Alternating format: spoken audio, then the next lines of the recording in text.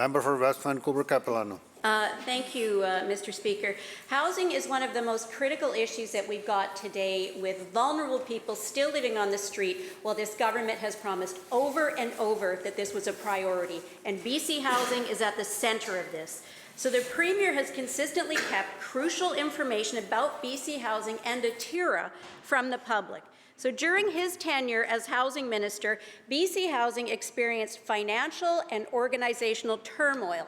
The lack of transparency surrounding the forensic audit, the concealment of the 2018 BDO financial review of Atira, and the quiet long weekend release of the Ernst & Young review have all contributed to the public's growing concerns. So will the Premier admit to this pattern of evasiveness and release a full and unredacted copy of the forensic audit?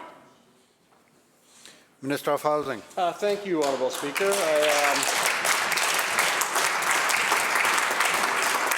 I appreciate the comments from the member across the way. As the member knows, we are in a housing crisis. We are dealing with challenges within community, decades of underinvestment in housing, Honourable Speaker. The chickens have come home to roost. Communities are facing the pressure right now. The member talks about the audit. The Premier has just answered the question. I've answered the question multiple times. I've read the report. I believe it's in the public interest for that report to be released without redactions as much as legally possible. And we're going to make that public to everyone here, as well as those in the gallery and the media, when it's possible. But it's going to be as fast as possible, Honourable Speaker. And in the meantime, Honourable Speaker, the work that we have to do in communities continues. And I'm glad the member talked about vulnerable populations. This Sunday, I was able to announce with the City of Vancouver Mayor our Downtown Eastside plan. Positive news to be able to share that we have 330 units, Honourable Speaker, coming online for people that are most vulnerable on the streets by June this year.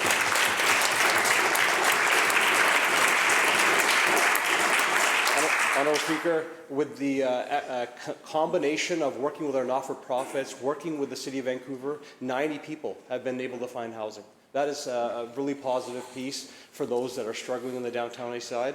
And we have a lot more to do, Honourable Speaker, and we're going to continue to do that work. Member for West Vancouver Capilano, supplemental. Thank you, Mr. Speaker. Well, the chickens have had 6 years to roost in this two-term government. There have been consistent failures over and over by this government on living up to the promises that they've made.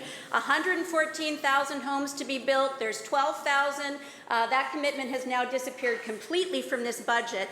Housing affordability and homelessness are pressing issues in British Columbia, and the public deserves full disclosure in terms of what is happening and has been happening at BC Housing, and why BC Housing and this government have not been able to live up to the promises that they've made to British Columbians.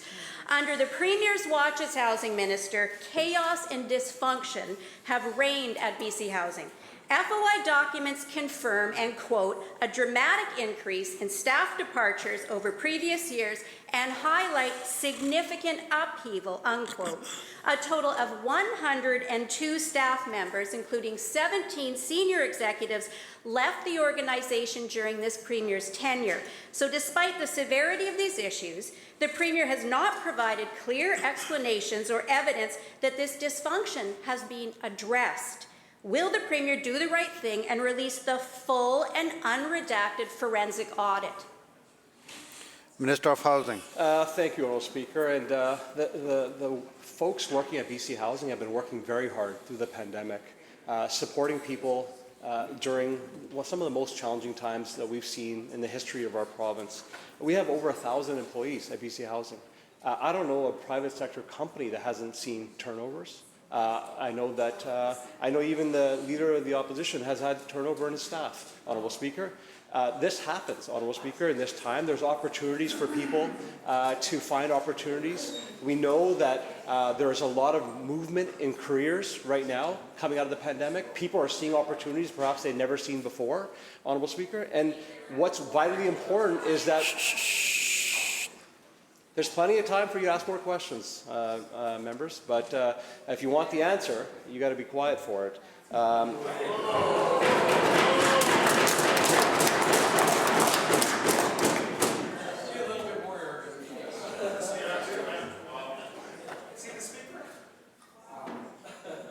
continue. Thank you, Honourable Speaker. And as it comes to the audit, Members, please continue.